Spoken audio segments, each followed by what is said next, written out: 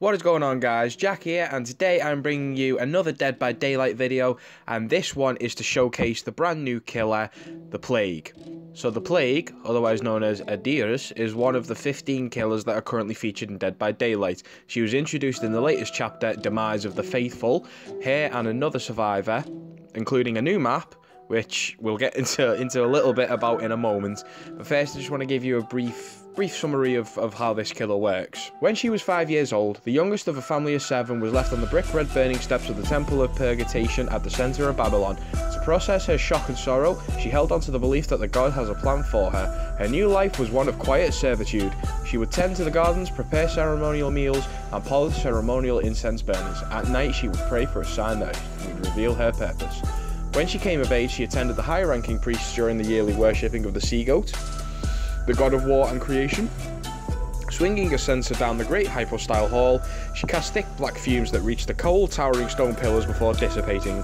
Her worries lifted, and the resulting bliss made her feel closer to the gods than ever. She worked herself to the bone each day that followed, fulfilling her duties while taking on new ones, as she aided the priests during purification rituals.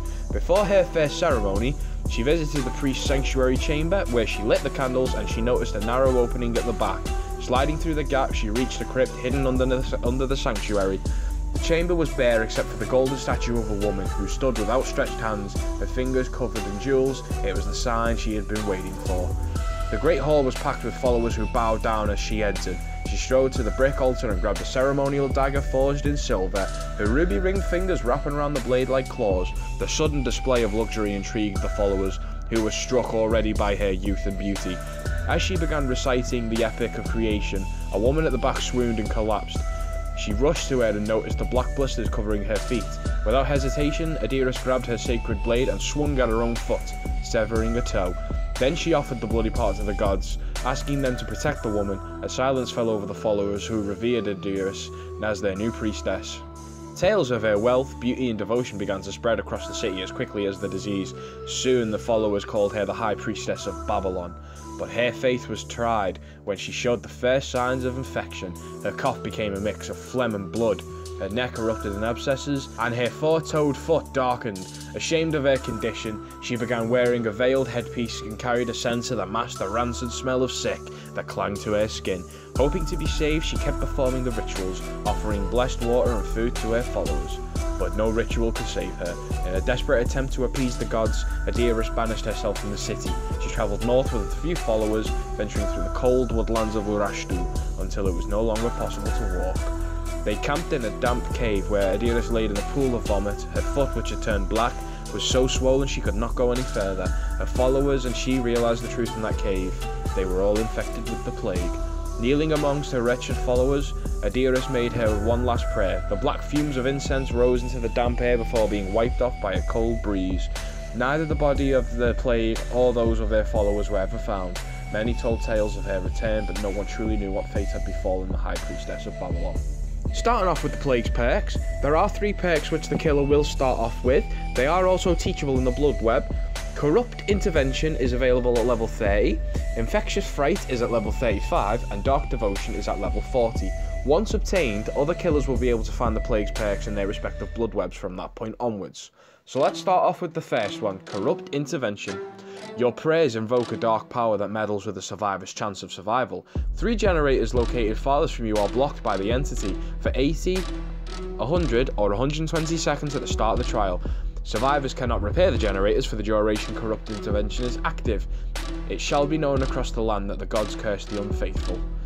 Unique to the Plague until level 30, at which point its teachable version can then be learnt and taught to other killers. Infectious Fright. The cries of the unfaithful make your heart leap. Any survivors that are within the killer's terror radius while other survivor is put into the dying state, with your basic attack, will yell and reveal their current location to the killer for 4, 5 or 6 seconds. Unique to the Plague again till level 35, at what point it will become teachable. And finally, Dark Devotion. The display of your power creates a whirlwind of panic that spreads throughout the land. You become obsessed with one survivor. Hitting the obsession with your basic attack causes the obsession to emit a terror radius of 32 meters for 20 seconds. During that time, your terror radius is reduced to 0. This effect can only be triggered every 60, 45 or 30 seconds. The obsession hears the terror radius they emit for the duration. and that killer can only be obsessed with one survivor at a time, and again, unique to the plague until level 40, at what point it will become teachable for all the other killers.